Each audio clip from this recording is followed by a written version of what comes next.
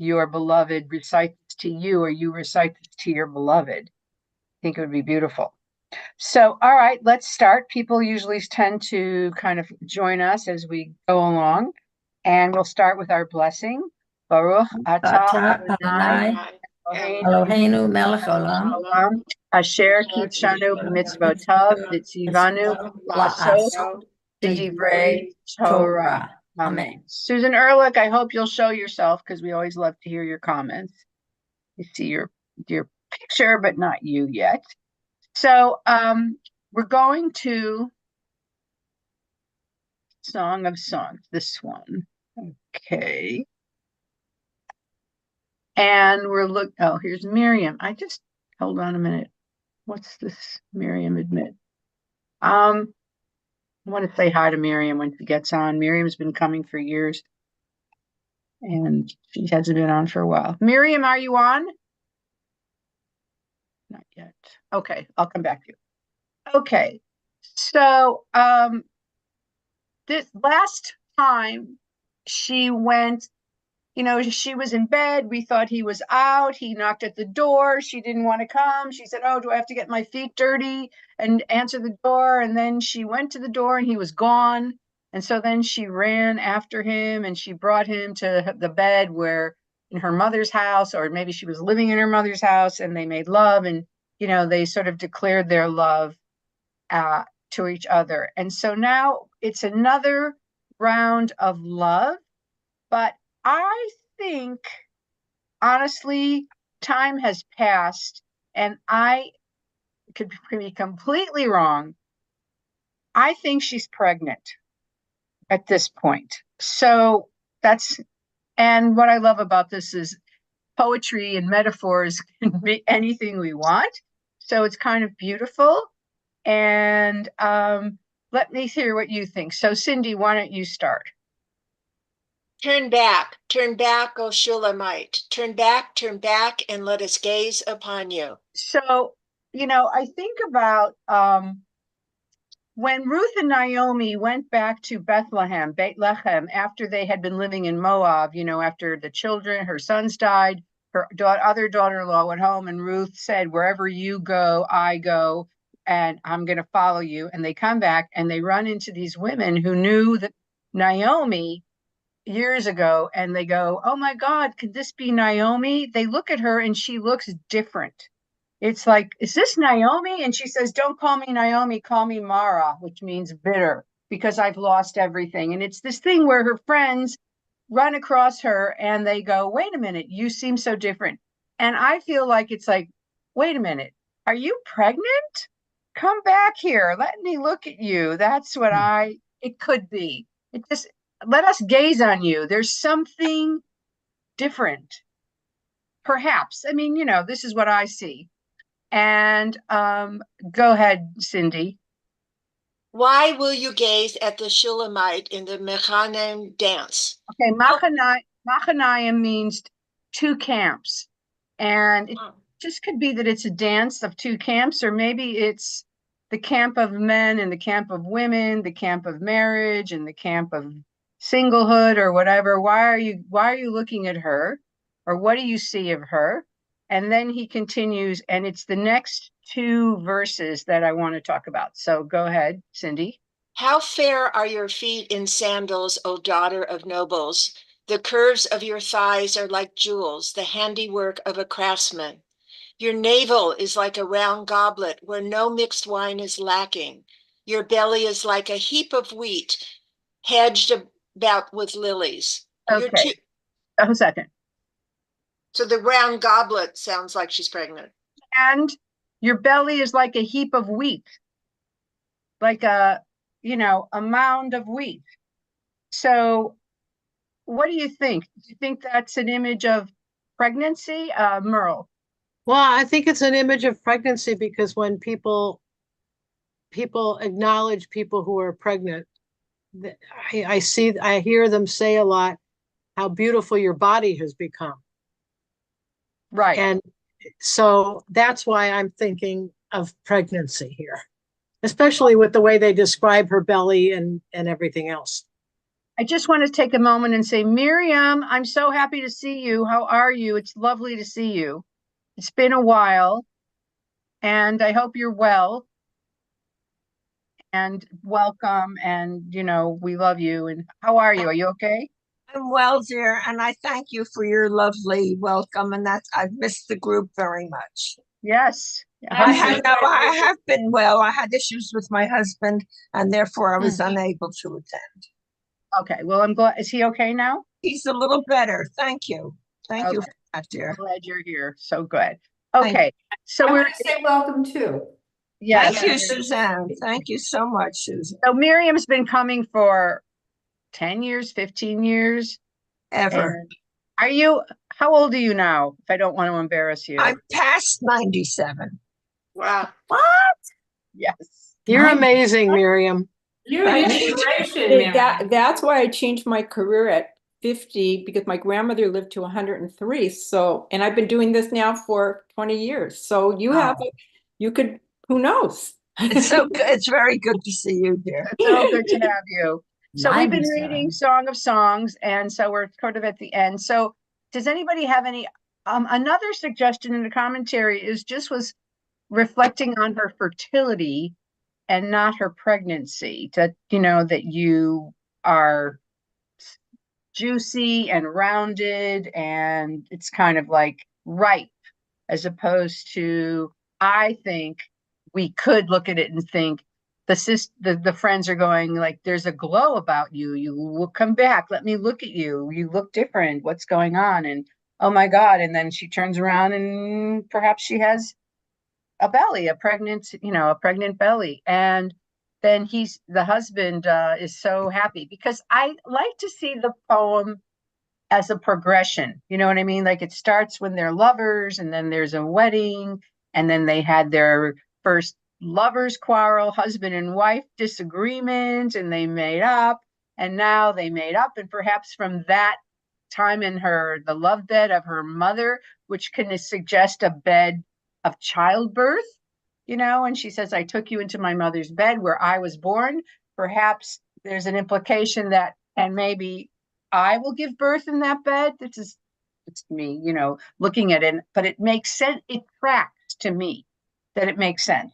And now she's pregnant. And any thoughts on that or anything? Well, I would say he's very romantic. His language is so beautiful. And I mean, almost how did he come up with all of those beautiful sayings with the goblets and the thises and the that's, and whatever it is, he's finding her very beautiful. Yes, he is. He definitely is.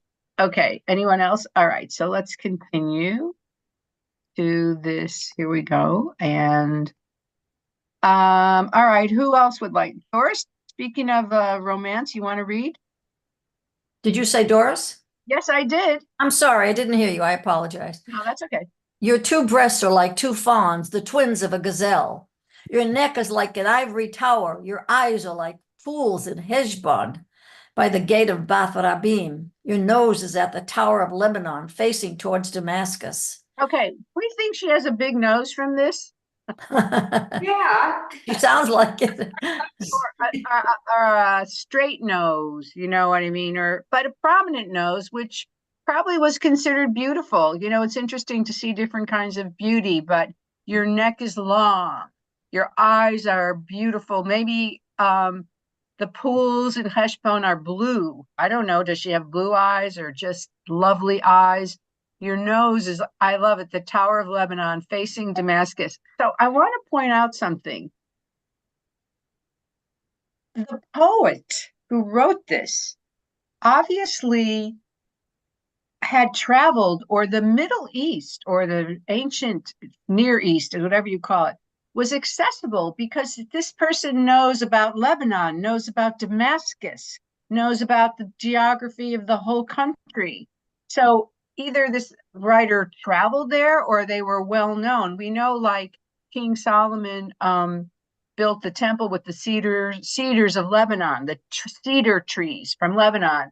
So there was trade and travel all over this area, open borders, it seems, where and people who read it know what or she's referring to in terms of this different geography or these different famous things like the Lebanon or Damascus or whatever. So I find that interesting. And I have a close girlfriend whose mother was born in Jerusalem in like 1910 or something, and her family came from Bukhara. Bukhara is a part of one of the stands.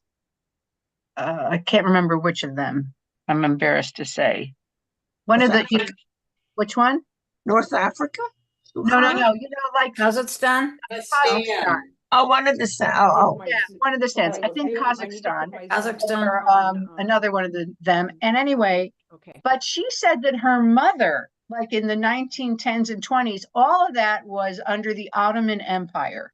And that her mother, as a little girl, she said they would go to vacations in Lebanon, they would go to Alexandria, they would go, to Egypt or Syria or Jordan, because it was all the Ottoman Empire, and you could travel anywhere you wanted because it was run by the Turk.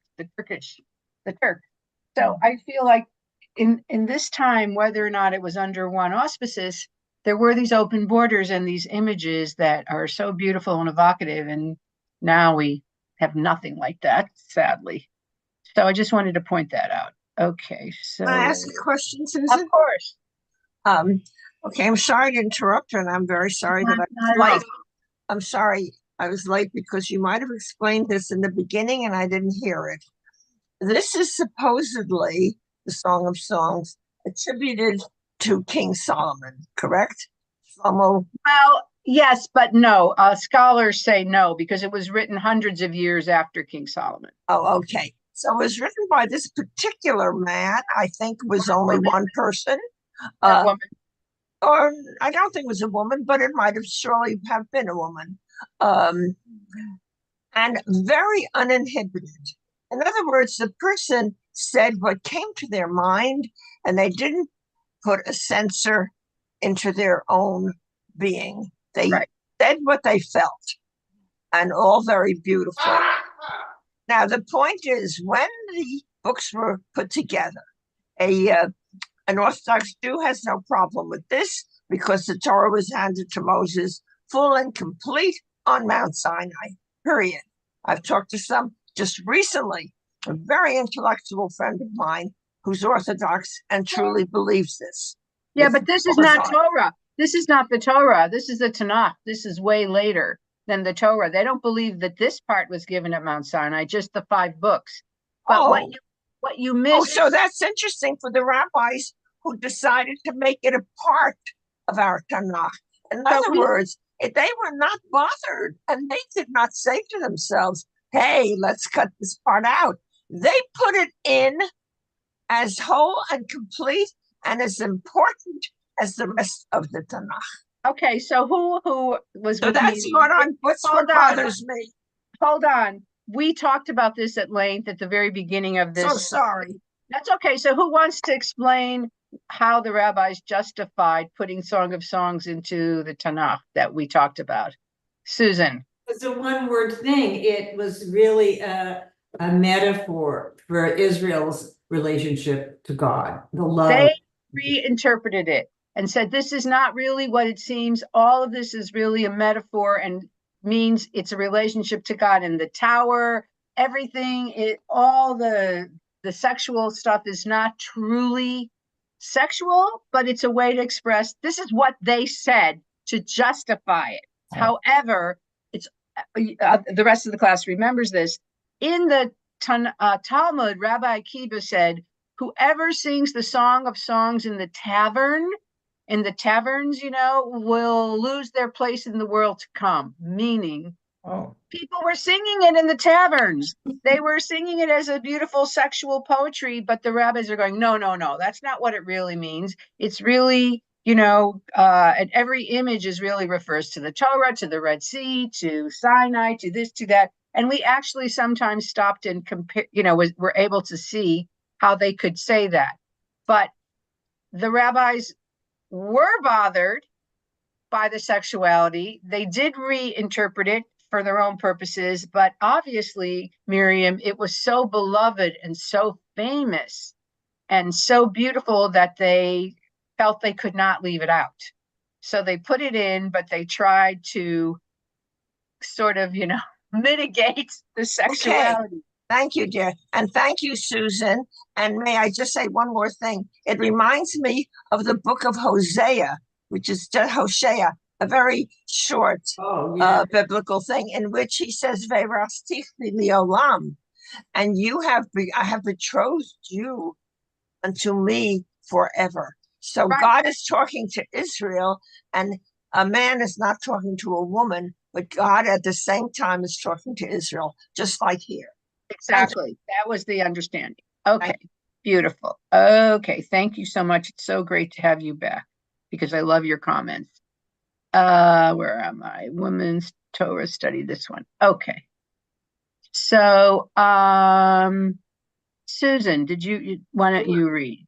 Your Yeah, head, but your just head. the nose part bothers me. Your nose, how can we make that as something positive? I mean, it's supposed to be positive, but a Tower of Lebanon? Well, it could be that it's a straight nose, not a crooked nose, not a pug nose, but a delicate, straight nose. But maybe it was a little big, and maybe that was the look of, if you look at portraits of people, that was everybody had sort of those kind of noses or something in that part of the world. I don't Yeah, see. I guess so. You say that an aquiline Yeah, nose. exactly. Yes. Beautiful Greek Roman nose was beautiful. That's Yeah. right. It's that, or Greek nose, it's straight. I mean, the whole ancient Middle East sort of did not have little Irish, English, those noses were of another population. Okay. All right. So your head upon you is like Carmel, and the braided locks of your head are like purple.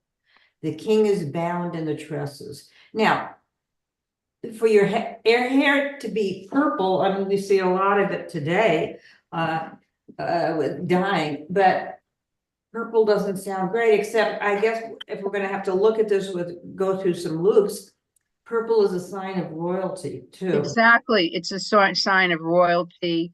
And your head is like Carmel. I mean, it's regal. You have a regal head, or you're like a mountain, high, you're tall. To me, it's actually, suggests she's not short. And your braided locks are like, I think it's like, that's a translation, but I think you're right. I think it's like a royal purple or whatever, or they're so black that they shine, you know what I mean? And the king is bound in the tresses. I mean, it's like you could get lost in your long, again, hair, obviously long, beautiful, curly hair was the norm of beauty in ancient Judea, as opposed to straight blonde hair of, America or this or that. It's lovely and wild, or you did meant multiple braids, like a lot of Black women have all the braids, now perhaps they all had braids, and it's beautiful because you look at images in hieroglyphics of Egyptian women, and sometimes I don't know if it's a headdress or it's their actual hair. It's like straight black, but it's sometimes all braids, multiple braids instead of just their hair down. So this was, women were always reimagining beauty and, making it, they're beautiful women in every era. Okay. What you skipped over is the king is bound in your tresses. Yes. So I feel like it means, if he's the king, if he's her love, if she's the queen or the noble one. Yeah. I see it as bound in your tresses, as caught up in your hair.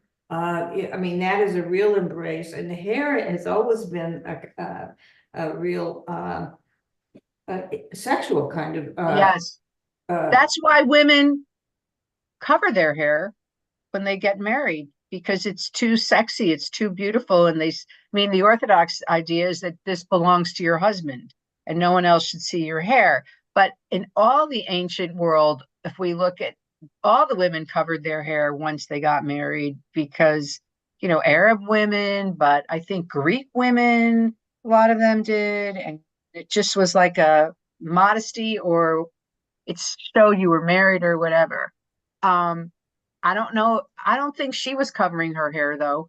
This was a really free time in the ancient world, or she was not covering her hair. There's no suggestion that her hair is not as beautiful and being seen as ever. But the Oh, king is bound in it sounds like it could be a sexual image if they're yes, making love. totally. There I is agree. But she wouldn't cover it with her husband. She does seems to be, though we did remember when she ran out to find him in the last chapter, they said the watchman pulled her shawl off.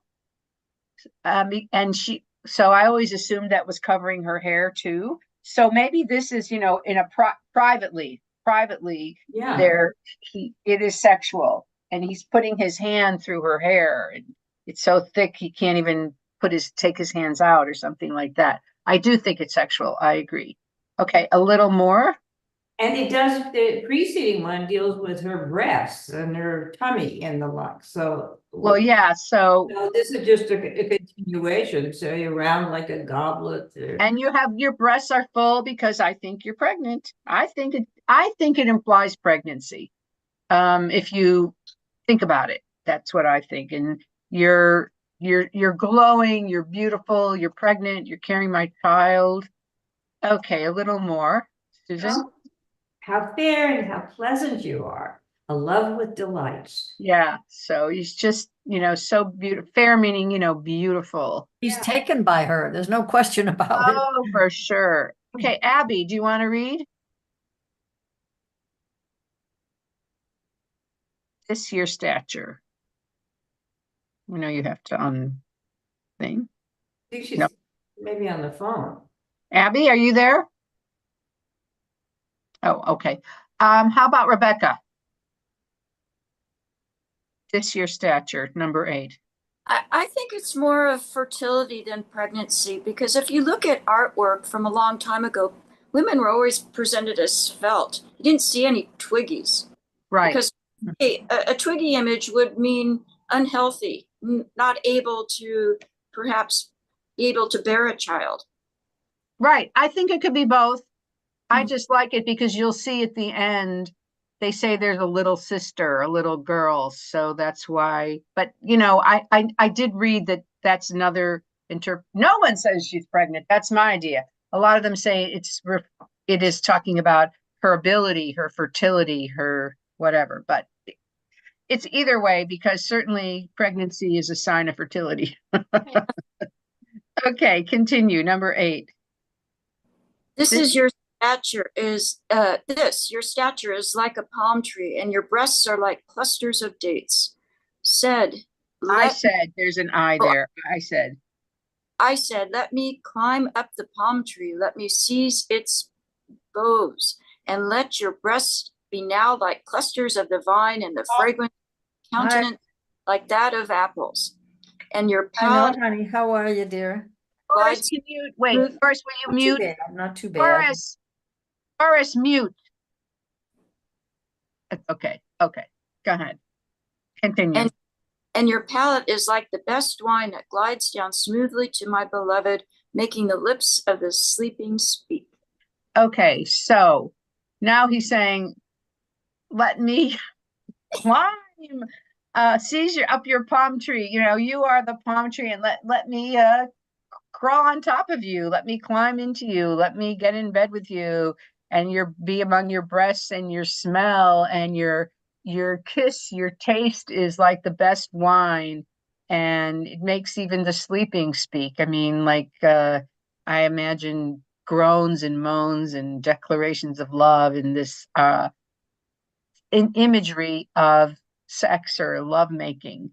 So it's like he looks at her and he describes her and he takes in her incredible beauty, and he's like aroused, and he said, let me, I've got to have sex with you. I've got to sleep with you. I'm overwhelmed. It's really very sensual. It's unbelievable how sensual it is. And yet it doesn't say anything. It's all, apples and wine and trees and mountains, and it's so beautiful. And yet we totally are moved and taken by his language. It's also, I just want to say, it feels like the language of the or the imagery of ancient Israel. You know, we think about the dates and the palms and the figs, and it's not like he mentions or she mentions anything that would not be growing in that land. Right. You know, and there's sheep, your teeth are like ewes. So all the imagery it's a native, national poem in a way. It's a poem of an indigenous, this to me is a symbol. We talk about, there's this accusation Israel are occupiers and Israel took over this land. This is one of you could say, a poem of an indigenous writer, because every image is straight out of somebody living in that land. You couldn't be living anywhere else almost, because you're not living in Lebanon or Syria or whatever. You're mentioning them, but you are here. Cindy. So obviously he's obsessed with her body. Does he ever talk about her character or anything about her as a person other than her body? Do men do that? Actually, he says, my sister, my dove, my friend. He calls her other things that show that he loves her as a person as well. Okay. You're my family, you're a sweet, kind girl, you're my friend, you're, my companion. So there is this implication that it's not just her looks, but her sweetness, her compatibility. And she doesn't really talk about his good qualities, except, his strength, his power, and his passion. So I don't think when you're writing poetry, love poetry, you talk about what a good person you are. It's more about the things that really arouse you. Perhaps, I don't know. Panina.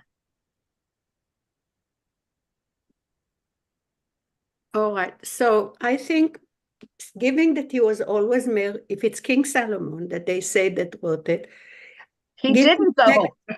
It says so. Shir Hashirim Asher I LeShlomo. know, but it was written like 500 years later. I'm looking at what I'm looking at what's written, right. and then I'm trying to understand it, because that's what we are trying to do, right? We're trying to understand it.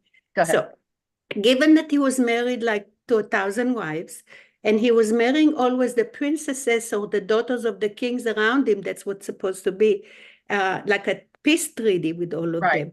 Right. I think that when they are talking about the Queen of Sheba, the queen herself, she wasn't just the daughter.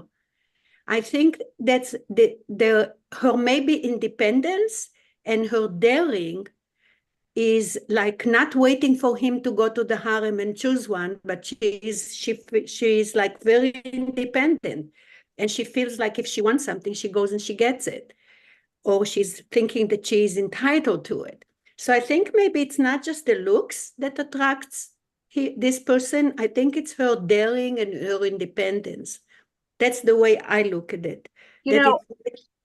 If we went that way, what I love about Torah and Tanakh is you can go a million ways. If you say it's King Solomon, and if she's the Queen of Sheba, for example, which I don't, because she says she's a shepherd and she has brothers, but she does say, I am black but beautiful. And the Queen of Sheba was Ethiopian, or she was black. And so it either could be tan or dark or literally black skinned. And when we talk about the purple, you could be talking about her royalty. So it's possible either she's like a queen or she is the queen. If it's between King Solomon and and Queen of Sheba, it's another interesting way to go. The fact that she went back in the end, the story is supposed to be, they don't say it. We see a whole community that was pregnant. She was pregnant. We see a whole community of people that know that they are Jews still today over there in this section of the world, not just in Ethiopia. I'm talking all over Yemen and a lot of places that they wind up being. So it's a possibility that it's not just the looks here, it's also the character, that she's very independent, she's very When she wants it, she goes and she gets it. She is not waiting for him to call her. I like that That's my too. take on it. That's great. I love it. Anybody else want to comment anything? Okay, so we're going back, and where am I here? And who was reading? Rebecca, did you read a little more? I am my beloved's, and his desire is upon me. Come, my beloved, let us go out to the field. Let us lodge in the villages. Let us arise early to the vineyards. Let us see whether the vine has blossomed. The tiny grapes have developed. The pomegranates have lost their flowers. There I will give you my love.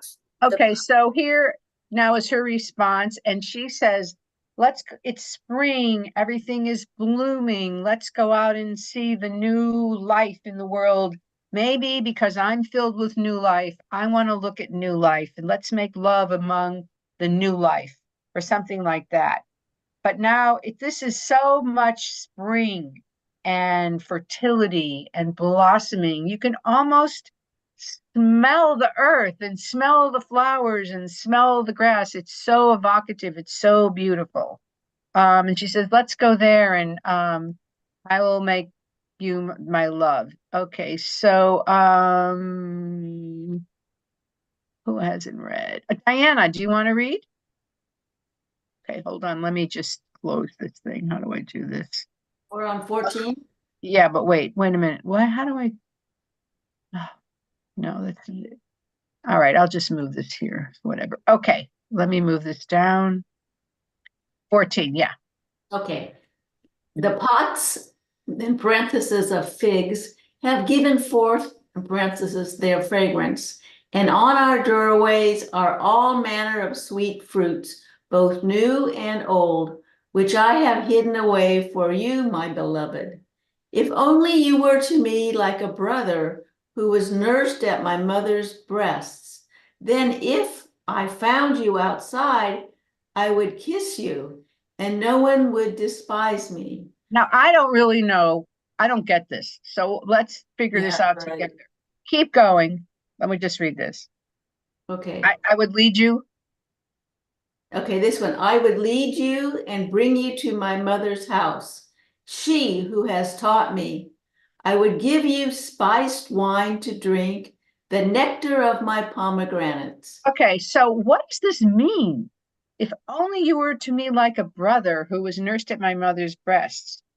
Then if I found you outside, I would kiss you and no one would despise me. I would lead you. Okay, so now if you look at this, then it kind of breaks the idea that they're married and she's pregnant. It's suddenly like they're still courting. I mean, it's confusing. I don't even have an understanding of this, that if you were like my brother, I could kiss you in public and no one would say anything, and I could bring you into the house and no one would know what we're doing, or not kiss you sexually, but I could kiss you, I could hug you, I could display, or maybe husbands and wives didn't do that in public then, and it was only if you were like I'm not sure. Rebecca. It just sounds like there's something forbidden, that there's something forbidden about their love.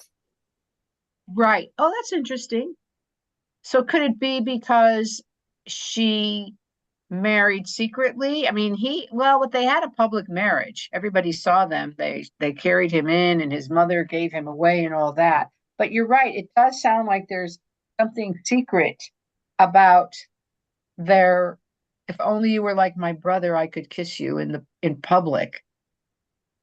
Unless husbands and wives, were very, still very dignified and didn't display anything in those times, and men and women were just kind of, there was a propriety and a way to behave that, oh, I wish though right before she says, let's go make love in the vineyards. Yeah, right. That's pretty I don't have an answer for this.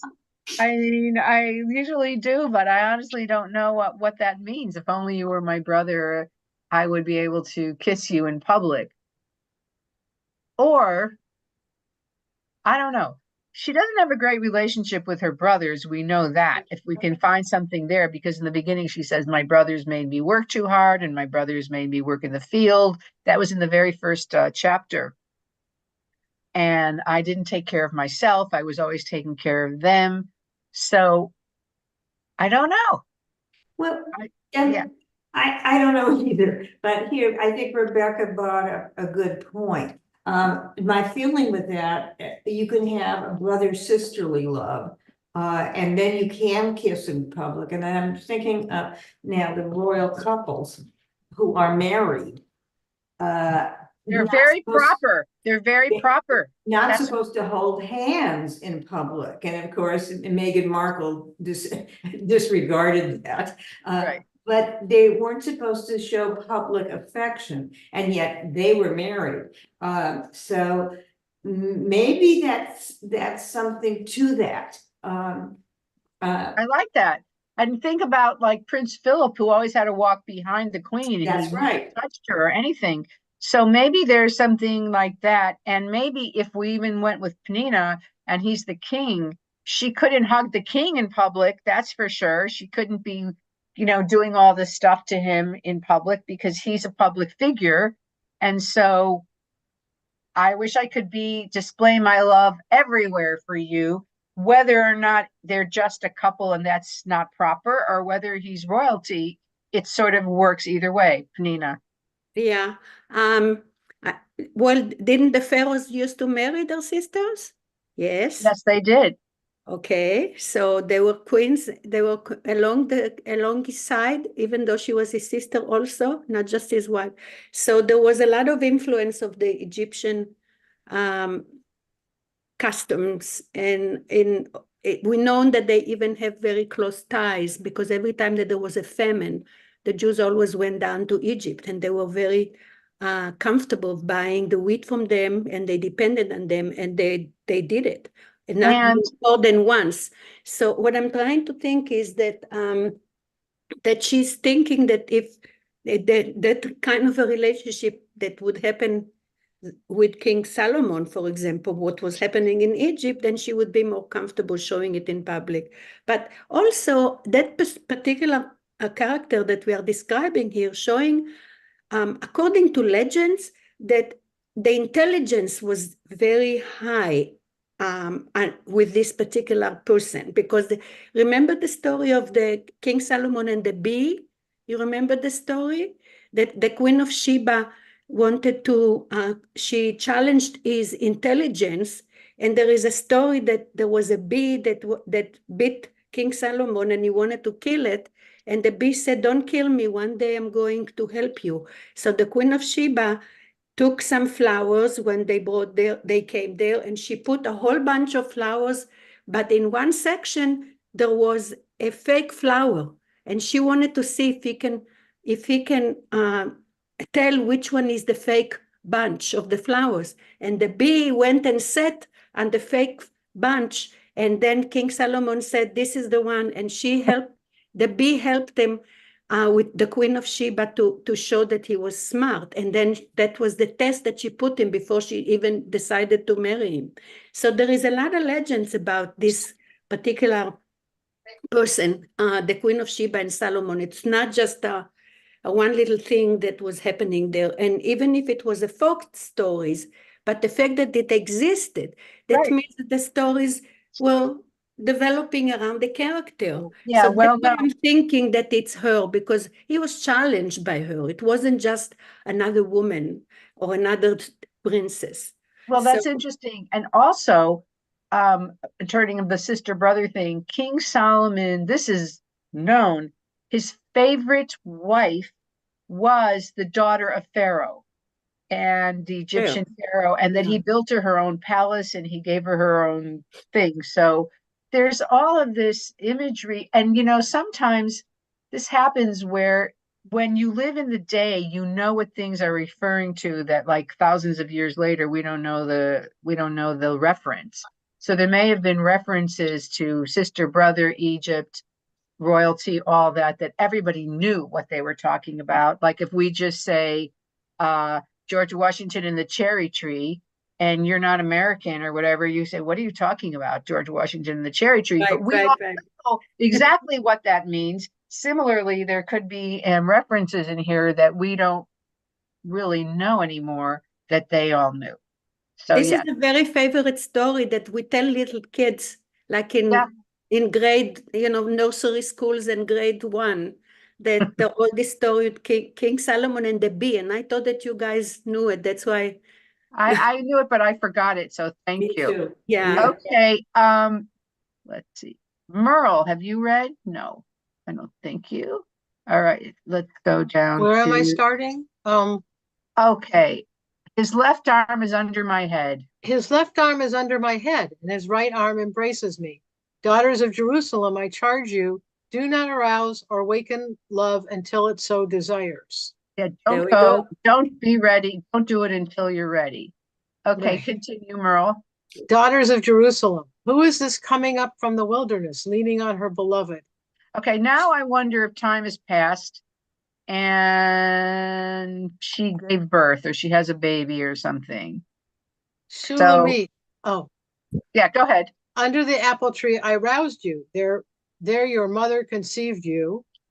There she who was in labor gave you birth. I think that's the daughter. Is she talking to the child or Right. the baby? I'm thinking he's talking to the baby. Maybe.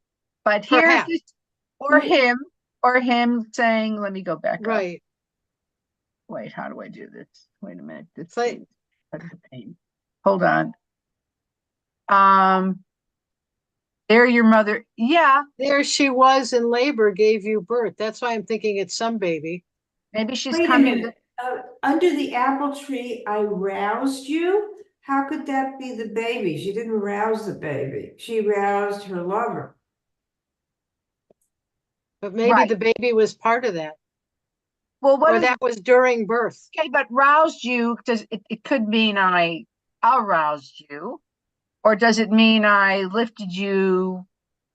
I don't know. Conceived you? I mean, Conceived you. Could be I conceived you. Right. Could be. Yeah, it That's- says Oh, that. that Your could mother be. conceived you. It says that. Well, maybe yeah, I roused you. And she gave birth under a tree? No, That no. could be. wait, No, there I she think she's just conceived. reminiscing, saying that they're under this tree and they said, this is the tree. This is where we were when you were conceived. And your mother gave birth to you here. I don't think she gave birth under the tree, but maybe they had sex and she got pregnant under the tree. There- That's what I'm Oh, thinking. That's what I'm thinking. Well, it says there, she who was in labor gave you birth. Oh, yeah, There. I see what you're saying, like later on, she was Right. conceived there. Yeah, she was I think conceived. so. I think so. But Yeah. then this is about her husband. And this, I actually had an artist make for me. I have it on my wall because I find this such a powerful, powerful thing about relationships. Abby, why don't you read this? Place me. Okay. Place me like a seal over your heart, like a seal on your arm. For love is as strong as death. It's jealousy, unyielding at the grave. It burns like blazing fire, like a mighty flame. So it's like, I Yeah. don't know. Is it telling her husband, okay, I'm a mother now, but The don't seal, think about straying, don't think about leaving. love I am is also a seal on your heart and a seal on your arm. Or actually in English, there's a thing, it's a seal on a sign on your heart and a seal on your arm, which there's two different words. And I thought the tefillin for a minute. Yeah. You know what I mean? It's like, bind me to you. We are bound now. We have a child. We're married. We're loved. And love is as strong as death, as jealousy, unyielding as the grave. I mean, love is as strong as death. Love. I mean, this is such a powerful thing to say for the poet to acknowledge how strong love is and jealousy is and the fire of love. And she's saying, seal me to you. We are bound. And many waters cannot quench love. Rivers cannot sweep it away. And if one were to give all the wealth of one house for love, it would be utterly scorned. Like some love is just, you can't buy it, you can't change it, you can't quench it. It's so powerful. This is so Yeah, it's very passionate, so passionate. You know what I mean? And yeah, Susan. Yeah, this brings up something, love is as strong as death, and love can also, how many homicides are done because of jealousy and of a former love, you know? I watch a lot of detective stories, and Me too, I love the them. murderer says, but I loved her, and the detective says, you know how many murderers say that, you know? And we see some in the paper, the newspapers, when that love is spurred or not reciprocated, the passion is pretty extreme. And also we think of like Romeo and Juliet, where nothing stopped their love and they'd rather die than not be together, you know, in the end. So, I mean, love it's really powerful understanding. You have to believe that this poet really had loved deeply to be able to understand the psychology and the passion and the depth of what love can be. He must have, or she, they. real love, because real love, Yeah, real love, and you know how unique it is. And I'm sure that's why all the young people loved this poem, because it expressed something that even if you didn't have, you yearned to have. Who wouldn't want to be in love like this when you're young? When you're old, it's like, oh my God, no. too tired. Exhausting. You know, it's like, I remember when I read Madame Bovary by Flaubert, and I read it when I was in my 20s. And if you read it, it's about this young married woman who's completely unhappy, and she has these passionate love affairs. And at the end, when the second one doesn't work out, she kills herself. And when I was in my 20s, I thought, wow, that is such love. And when I reread it in my 40s, I thought, what an idiot. You know, self-horror. You know, it was so interesting how I didn't admire her at all. I thought she was a fool. But in my 20s, I thought she was amazing. And, you know, it'd be interesting for you to rewatch Gone with the Wind, because Scarlett O'Hara seems like a bit of an idiot now too. She's always conniving, she's always conceiving. This passion for Ashley goes on and on and on. And Rhett Butler, I mean, I used to think he was amazing. I think he's a cad. So it's so interesting how the art doesn't change, but we change and we bring ourselves to everything. It was filmed up the street from us, actually. The house that they did Gone with the Wind is up the street from us. And you know, it's like we don't see a things. Small house. Oh wow. We don't see things as they are, we see things as we are. I love that saying. I watched Hair when I was in college and I thought it was cool. And then I watched it again and I thought, how irresponsible. Yeah, but I remember it. I liked Hair. I haven't watched it again though. Yeah, you have to watch it as older. Okay. So now here we're coming to the end. This is the end. It's perfect. We have like 8 minutes. And Penina, why don't you read? And is this the little girl? This is what I think, but then I heard another interpretation. Daughters of Jerusalem, Penina. Where are we? I don't see Right it on the screen. We have a little sister. Oh, yeah. We have a little sister, and her breasts are not yet grown. What shall we do for our sister on the day she's spoken for? If she is a wall, wow, okay. We will build towers of silver on her. If she is a door, we will enclose her with panels of cedar. So, now he gives her a name, Shulamit. No, Shulamit is the name that. Oh, I don't know why this just happened. All right. Shulamit is the name of the woman who's been there all along. This is somebody else. But hold on, how do I undo this? I don't know. I'm not going to touch it. I think you highlighted it. But I don't know how to unhighlight it. Yeah, so big deal. I think if you just click on it, click on the You white should just side. be able to, yeah, Susan, you should just be able to click somewhere else and it'll unhighlight for you. Yeah, Yeah, there you go. Okay, Yeah. I am, oops, again. Okay, Now you have to close the Oh, you have to bring it header up and now. footer. Bring hold it on. up now. Lower it. I know. Doesn't matter, it's fine. Well, you cannot Oh, read it. whatever, because it's just leave it. hidden. I can't, whatever. Okay, here's the thing that's interesting. I read it just to, is this the daughters of Jerusalem? I mean, that's what's attributed, doesn't have to be, but I read one interpretation where it says, these are her brothers saying this. But Well, for maybe if because it's they're her brothers and they're saying, we have a little sister and her breasts are not grown, that makes no sense because all of this stuff has already happened. She's got breasts like gazelles and, all that. So if she is a wall, we will build towers of silver on her. If she's a door, we will enclose her with panels of cedar, meaning we will protect her. We will watch over her. We will join in, making sure she's not violated, not raped, not kidnapped, not anything. well, is it a different person then?